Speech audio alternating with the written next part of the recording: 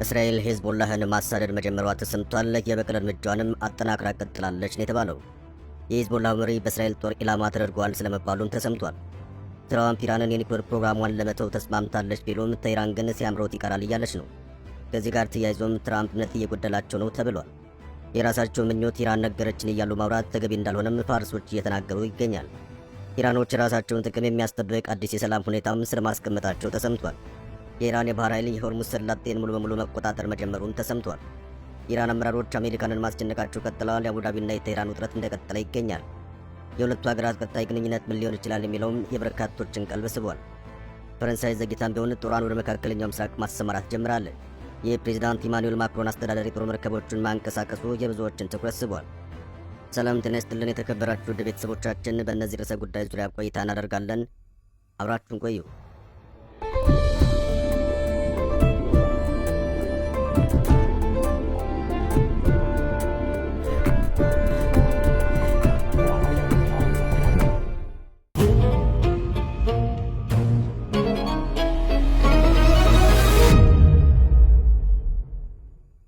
የእስራኤል ጥቃት። እስራኤል በቤይሩት ደቡባዊ ክፍል የሄዝቦላ አዛዥ ኢላማ ያደረገ ከፍተኛ የቦምብ ድብደባ መፈጸሟ ተነገረ። የአሁኑ ጥቃት እስራኤል በሺዓ አካባቢ የፈጸመችው የመጀመሪያው ጥቃት ነው ተብሏል። በዚህም በሄዝቦላ ራድዋን አዛዥ የነበረውን ማሌክ ባልኦን መግደሏን እስራኤል ገልጻለች። የሊባኖስ ብሔራዊ የዜና አገልግሎት እንደገለጸው የእስራኤል ጦር አውሮፕላን በቤይሩት ደቡባዊ ክፍል የሚገኘውን ጎቤር የተባለ አካባቢ መደብደባቸውና በዚህም ከፍተኛ ጉዳት መድረሱን ዘግበዋል። የእስራኤሉ ጠቅላይ ሚኒስትር ቤንያሚን ኔታንያሁና የመከላከያ ሚኒስትሩ እስራኤል ካትዝ ጥቃቱ እንዲፈጸም ትዕዛዝ ስለማስተላለፋቸውም ተናግረዋል። የራድዋን አሸባሪዎች በእስራኤል ላይ የተኮሱና ወታደሮችን የገደሉ ናቸው። የትኛውም አሸባሪ ደግሞ በሕይወት ሊኖር አይገባውም፣ አድነን እርምጃ እንወስድበታለን ብለዋል ኔታንያሁ። እስራኤል ገድያዋለሁ ስላለችው ኮማንደርም ሆነ ስለ ጥቃቱ ሄዝቦላ እስካሁን ምንም አይነት ምላሽ አልሰጠም። በመካከለኛው ምስራቅ አንድ ሳይሆን ሁለት የተኩስ አቁሞች መኖራቸው ለታሪክ ስምምነት የተመቻቸ ጊዜ አስመስሎታል። በኢራንና በሊባኖስ የተደረሱት የተኩስ አቁም ስምምነቶችም ሁለቱም የሚዋለሉና ጸንተው ለመቆም የሚውተረተሩ ተብለው ሲገለጹ ይደመጣል። ይህ ግን በተኩስ አቁሞች ዘንድ የተለመደ ነው። በመካከለኛው ምስራቅ ጎልቶ የሚሰማ የጦርነት ነጋሪት የሚሳኤሎች ጭንጨፋ፣ የሮኬቶችና የድሮኖች ተኩስ ሰከን ሲል ስምምነቱ ድል መያዙ አሊያም አደጋ ማርገዙ ይታያል።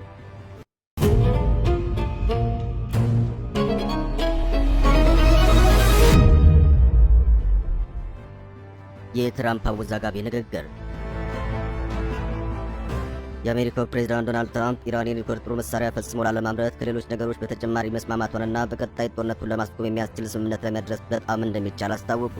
ፕሬዝዳንቱን የተናገሩት በዋይት ሀውስ ኦቫል ኦፊስ የአሜሪካን 250ኛ ዓመት የምስረታ በዓልን ምክንያት በማድረግ ጁን 14 ለሚካሄደው ትልቅ ዝግጅት ከዩኤፍሲ ተወዳዳሪዎች ጋር ባደረጉት ድንገተኛ ስብሰባ ላይ ለጋዜጠኞች በሰጡት መግለጫ ነው። ጋዜጠኞቹ ከዝግጅት ርዕስ እንዳይወጡ ትራምፕ ቢጠይቁም ስለ ኢራን ለተነሱላቸው በርካታ ጥያቄዎች ግን ምላሽ ከመስጠት ወደ ኋላ አላሉም።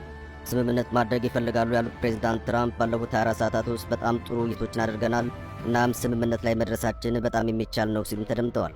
በተለይ ኢራን የኒውክሌር ጦር መሳሪያ ፈጽሞ ላለማምረት መስማማቷን ፕሬዝዳንቱ ደጋግመው ቢገልጹም ይህን የትራምፕን ይገባኛል ጥያቄ ግን በኢራን በኩል እስካሁን ማረጋገጫ አልተሰጠበትም።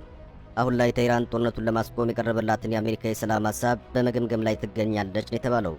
በአሜሪካ መገናኛ ብዙኃን ሲዘገብ የነበረው የ30 ቀናት የድርድር ጊዜ ገደብ በተመለከተም የተጠየቁት ትራምፕ የጊዜ ገደቡ መለዋወጥ የሚችል መሆኑን ጠቁመው በድርድር ላይ በፍጹም የጊዜ ገደብ ሊኖር እንደማይችል ለጋዜጠኞች ተናግረዋል። የአሜሪካ አስተዳደር ስለ ድርድሩ ሂደት ዝርዝር መረጃዎችን ከመስጠት ቢቆጠምም ባለሥልጣናት ግን ሂደቱ በጥሩ ሁኔታ ላይ እንደሚገኝ እየገለጹ ይገኛል።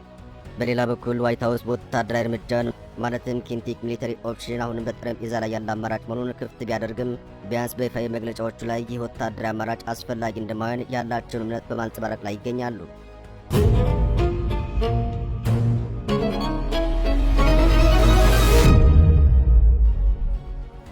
የኢራን ምላሽ።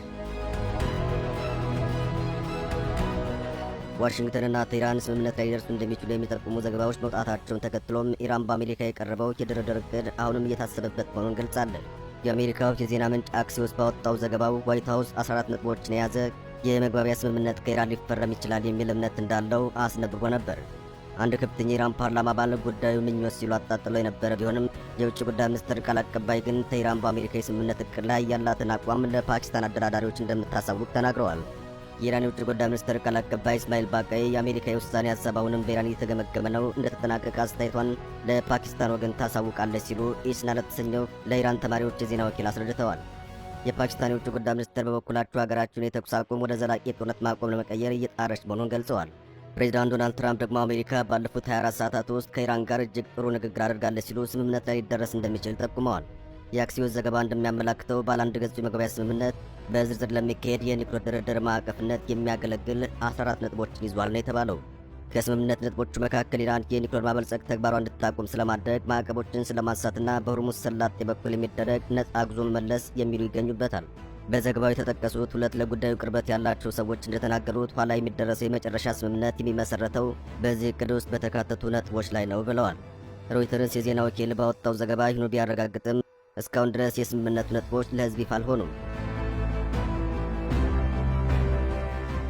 በኤክስ ገጻቸው አክሲዮስ ላወጣው ዘገባ ምላሽ የሰጡት የኢራን ፓርላማ የብሔራዊ ደህንነትና የውጭ ጉዳይ ፖሊሲ ኮሚሽን ቃል አቀባይ ኢብራሂም ረዛኢ አሜሪካውያን ፊት ለፊት በሚደረግ ድርድር ያላገኙትን ነገር እየተሸነፉ ባሉበት ጦርነት አያገኙትም ብለዋል።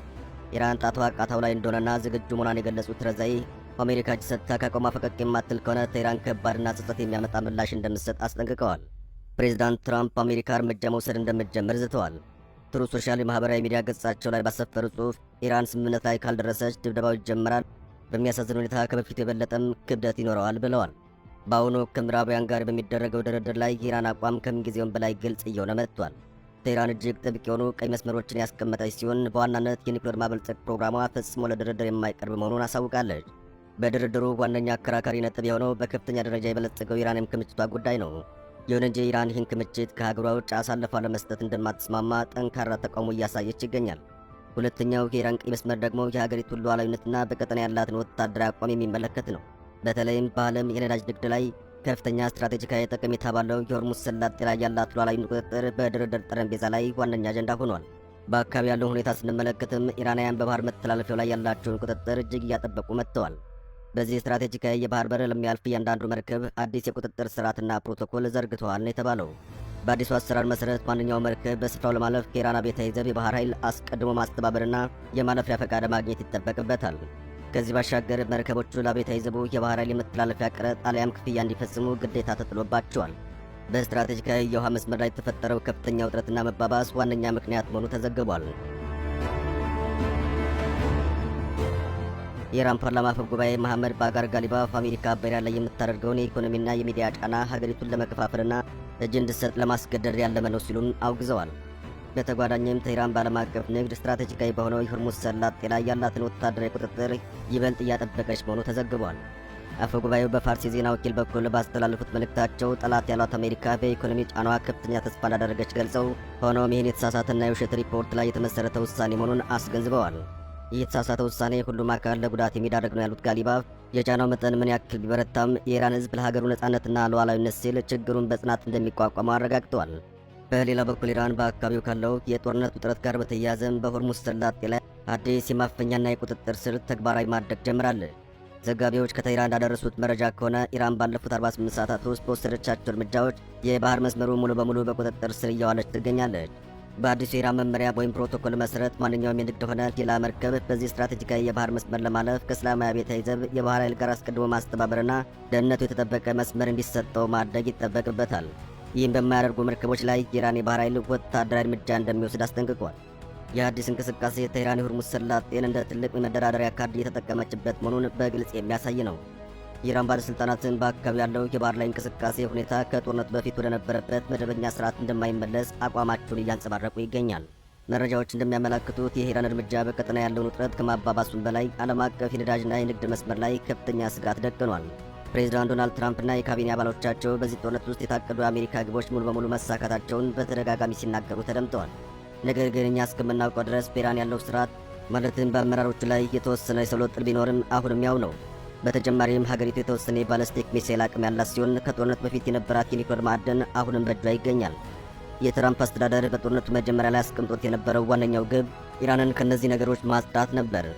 ይህ በእንዲህ እንዳለ ሁለቱ ወገኖች ስምምነቱ ምን ጉዳዮች እንደሚያካትት ዝርዝር መረጃን ባይሰጡም ወደ ስምምነት እየተቃረቡ መሆናቸውን ፍንጭ ሰጥተዋል። ትራምፕ እንደተናገሩ ስምምነቱ ኢራን የበለጸገ ዩራኒየም ወደ አሜሪካ እንድትልክ ማድረግን ማካተት አለበት ብለዋል። የኢራን የውጭ ጉዳይ ሚኒስትር በበኩሉ እስካሁን ይፋ ያልተደረገውን የአሜሪካ የውሳኔ ሀሳብ አሁንም እየመረመረ መሆኑን አስታውቋል። የእስራኤሉ ጠቅላይ ሚኒስትር ቤንጃሚን ኔታንያሁ በሰጡት አስተያየት ሁሉም የበለጸገ የኒውክሌር ማዕድን ከኢራን መወገድ እንዳለበት አሳስበዋል። ጠቅላይ ሚኒስትሩ ሀገራቸው እስራኤል ከምንጊዜውም በላይ ጠንካራ መሆኗና ኢራን እንዲሁም ተኪ ታጣቂዎቿ ደግሞ ከምንጊዜውም በላይ ደካማ መሆናቸውን ተናግረዋል። ኔታንያሁ የጋራ ዓላማ ባላቸው አሜሪካና እስራኤል መካከል ሙሉ ቅንጅት መኖሩን መግለጻቸው ኢራን የኒውክሌር ማዕድንን ለማስወገድ የማትስማማ ከሆነ ትራምፕ ጦርነቱን ሊያበቃ ነው ያሉትን ሀሳብ በፍጥነት ሊቀለብሱት እንደሚችሉ የሚያመላክት ነው ብለዋል።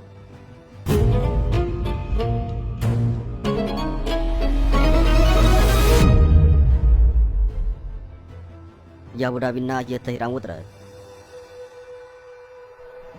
የተባበሩት አረብ ኤሚሬቶች በኢራን የውጭ ጉዳይ ሚኒስትር በኩል የተሰነዘረባትን ክስ ተከትሎም የሀገሪቱን ሉዓላዊነት፣ ብሔራዊ ደህንነትና ነጻነት ውሳኔ አሰጣጥ የሚጥሱ ማናቸውም ውንጀላዎች ወይም ዛቻዎች ሙሉ በሙሉ እንደማትቀበል አስታውቃለች።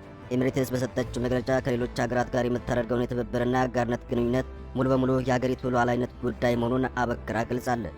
በመሆኑም በአገሪቱ ደህንነት፣ በተቋማቶቿ፣ በነዋሪዎቿ ወይም በጎብኚዎቿ ላይ በቀጥታም ሆነ በተዘዋዋሪ ዛቻን ያዘለ ማንኛውም ንግግር የመልካም ጉርብትና መርሆችን፣ የዓለም አቀፍ ሕግጋትና የተባበሩት መንግስታት ድርጅት ቻርተርን የሚጻረር ፈጽሞ ተቀባይነት የሌለው ባህሪ ተደርጎ እንደሚወሰድ አስገንዝባለች።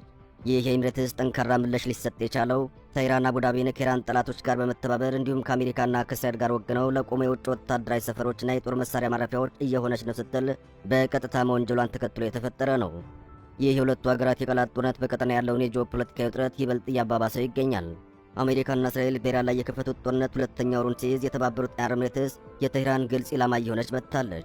በዚህ ጦርነት ኢራን የጥቃት አድማሷን እስራኤል ላይ ብቻ ከማድረግ ባሻገር በባህረ ሰላጤ የትብብር ምክር ቤት ማለትም ጂሲሲ አባል ሀገራትን ኢላማ በማድረግ በሺዎች የሚቆጠሩ ድሮኖችንና ሚሳኤሎችን ስትተኩስ እንደነበር ይታወሳል። ይህም ቴህራን በአካባቢ የሚገኙ የአሜሪካ የጦር ሰፈሮችን ለመምታት የሰጠችውን ዛቻ ወደ ተግባር መለወጧን ያሳያል። ኢራን ግጭቱን በማስፋት ለሁሉም ወገኖች የጦርነት ወጪ ለመጨመርና የባህረ ሰላጤው ሀገራት አጋር የሆነችውን ዩናይትድ ስቴትስ የተኩስ አቁም ስምምነት እንድትቀበል ጫና እንዲያደርጉ ግፊት ለማድረግ ትጥራለች። በምላሹ አቡዳቢ ለቴህራን ባልተለመደ መልኩ ከረር ያለ አነጋገር በመጠቀም የሆርሙዝ የባህር ወሽመጥ ለማስጠበቅ በሚደረገው ጥረት ላይ አሜሪካን እንደምትቀላቀል አስፈራርታለች። የተባበሩት አረብ ኤሚሬትስ ለረጅም ጊዜ የቀጠናዊ ኢኮኖሚ፣ የዲጂታልና የሚዲያ ማዕከል መሆኗን ስትገልጽ የነበረው በጦርነቱ ከፍተኛ ተጽዕኖ ደርሶባታል። ከኢራን ሚሳኤልና የድሮን ጥቃቶች ጋር ተያይዞም ከሚከሰቱ ፈጣን የደህንነት ስጋቶች በተጨማሪም የአገሪቱ ዋና የአክሲዮን ገበያ የሆነው ኤዴክስ ጄኔራል በባህረ ሰላጤው ገበያዎች ከፍተኛውን ኪሳራ አስመዝግቧል። ባለፈው አንድ ወር ውስጥም የአክሲዮኖቹ ገበያ በ11.42 በመቶ ቀንሷል ሲል የትሬዲንግ ኢኮኖሚክስ መረጃ አመላክቷል። ቱሪዝምና አቪዬሽን በአየር ክልል መዘጋትና በስፋት በሚደረጉ የበረራ ስረዛዎች ምክንያት ከፍተኛ ኪሳራ ደርሶባቸዋል። በአውሮፓውያኑ መጋቢት 8 የታተመው የኢራቅ አልጋርድ ፕሬስ በጦርነቱ የመጀመሪያ ሳምንት ብቻ 6 የባህረ ሰላጤ አውሮፕላን ማረፊያዎች $399 ሚሊዮን እንዳጡና የተባበሩት አረብ ኤሚሬትስ ኪሳራም $95 ሚሊዮን እንደሚገመት ዘግቧል። የኢነርጂ ዘርፍም ቢሆን እንዲሁ ተጎድቷል። የሆርሙዝ ሰላጤ በመዘጋቱ የተባበሩት አረብ ኤሚሬቶች ዕለታዊ የነዳጅ ምርት ከግማሽ በላይ ቀንሷል ሲል ሮይተርስ ዘግቧል። በአብዛኛው በምስራቅ የመን ጉዳዮች ላይ የሚያተኩረውና ጸረ ኤሚሬትስ አቋም የሚያራምደው የአልማህሪያ ቲቪ በመጋቢት 11 ዘገባው አቡዳቢ በግጭቱ ውስጥ ትልቁ ተሸናፊ እንደሆነች ጠቅሶ በዓለም አቀፍ ማህበረሰብ ውስጥ ያላት ምስል እንደተበላሸ አክሏል። በተጨማሪም በሩዋይሲ ነዳጅ ማጣሪያና በፋጃራ የነዳጅ ማዕከል ላይ በተሰነዘረው ጥቃት የነዳጅ ምርቷ መቀነሱን ጠቅሷል። አቡዳቢና ቴህራን መቀራረብ ማሳየት የጀመሩት በ2001 ነበር። በቴህራንና በሳውዲ አረቢያ መካከል መደበኛ የዲፕሎማሲ ግንኙነት ወደ ነበረበት ለመመለስ ቻይና ያደረገችውን ጥረት ተከትሎም ከፍተኛ ለውጥ አሳይቷል። የግንኙነቱ መሻከር ዋናው ምክንያት በአብዛኛው የተባበሩት አረብ ኤሚሬትስ የኢኮኖሚ ጥቅሞች ብሎም ከሪያድ ጋር ባላት ፉክክር ውስጥ ራሷን እንደ ቀጠናው ሀያል ሀገር ለማስቀመጥ ካላት ፍላጎት የተነሳ ነው። ይሁን እንጂ የአሁኑ ጦርነት የተባበሩት አረብ ኤሚሬትስና የኢራንን ግንኙነት ላይ ከፍተኛ ተጽዕኖ አሳድሯል። ይህም ወደ መወነጃጀልና ዛቻዎች እንዲያድግ አድርጎታል። በዚህ ወር መጀመሪያ ላይ የተባበሩት አረብ ኤሚሬትስ በቴህራን የሚገኘውን ኤምባሲዋን ዘግታ ኢራን በግዛቷ ላይ በሰነዘረችው ጥቃት ምክንያት አምባሳደሯና ዲፕሎማቶቿን አስወጥታለች። በተጨማሪም በአቡዳቢ የኢራን አምባሳደር ሬዛ ሜሪን በመጥራት ጠንካራ የተቃውሞ መልእክት ማስተላለፏ አይዘነጋም። የባህረ ሰላጤው ሀገራት ህብረት ውይይትን የሚያጎላ መልእክት ቢያስተላልፍም አንዳንድ የሚዲያ ዘገባዎች እንደሚጠቁሙት ከሆነ ሳውዲ አረቢያና የተባበሩት አረብ ኤሚሬትስ ከኢራን ጋር በሚደረገው ውጊያ ውስጥ ለመሳተፍ እየጣሩ ነው። ይህ ለውጥ በአቡዳቢና በቴህራን መካከል ግንኙነታቸውን ለማስተካከል ያለውን ማንኛውም ዕድል ሊያደናቅፍ ይችላል ነው የተባለው።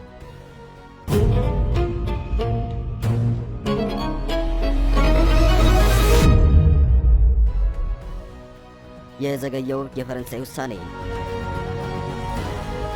የፈረንሳይ ግዙፍ አውሮፕላን ተሸካሚ መርከብ በቀይ ባህር አልፎ ወደ ሆርሙዝ ሰላጤ እያቀና መሆኑ ተሰማ። የፈረንሳይ መከላከያ ሚኒስቴር እንደገለጸው አውሮፕላን ተሸካሚ መርከቡ ማለትም ቻርልስ ደጎል የተሰኘው ወታደራዊ መርከብ በስዊዝ ካናል በኩል ወደ ደቡባዊ ቀይ ባህር እየተጓዘ ይገኛል። የዚህ ግዙፍ መርከብ መዳረሻ ሆርሙዝ ሰላጤ ሲሆን ዓላማውም የዚህን ወሳኝ መርከብ መተላለፊያ ደህንነት ማስጠበቅ ነው ተብሏል። የፈረንሳይና የእንግሊዝ መሪዎች ሆርሙዝ ሰላጤን ለማስከፈት የሚያስችል ተነሳሽነት የወሰዱ ሲሆን በእቅዳቸው መሰረት የ40 ሀገራት የጦር ኃይሎች የሚሳተፉበት የመጠበቅ ዘመቻ ይከናወናል። ቻርልስ ደጎል አሁን ወደዚያ ጉዞ እያደረገ ያለው ይህን ለማስተባበር ነው ተብሏል። የፈረንሳይ ቤተ መንግስት በሰጠው መግለጫ የሆርሙዝ ሰላጤ ጉዳይ በአካባቢው ካለው ውጥረትና ድርድር ውጭ ሆኖ በዓለም አቀፍ ኃይሎች ጥበቃ ስር እንዲወድቅ የሚያስችል ምክር ሀሳብ አቅርቧል። ቤተ መንግስቱ የምክር ሀሳብ ለአሜሪካና ለኢራን ማሳወቁን ገልጾም በምክር ሀሳቡ ውስጥ ከሆርሙዝ ሰላጤ ውጭ ሆናችሁ ተደራድሩ የሚል እንዳለበት ጠቅሷል። በመሆኑም የኢራን መርከቦችን በሆርሙዝ ሰላጤ በኩል እንዲተላለፉ የሚፈቀድላቸው መሆኑን አስረድተዋል። በፈረንሳይ ለቀረበው ለዚህ ምክር ሀሳብ አሜሪካና ኢራን ምን መልስ እንደሰጡ የተገለጸ ነገር ባይኖርም ቻርልስ ደጎል ግን ወደ ሰላጤው እየተጓዘ ይገኛል።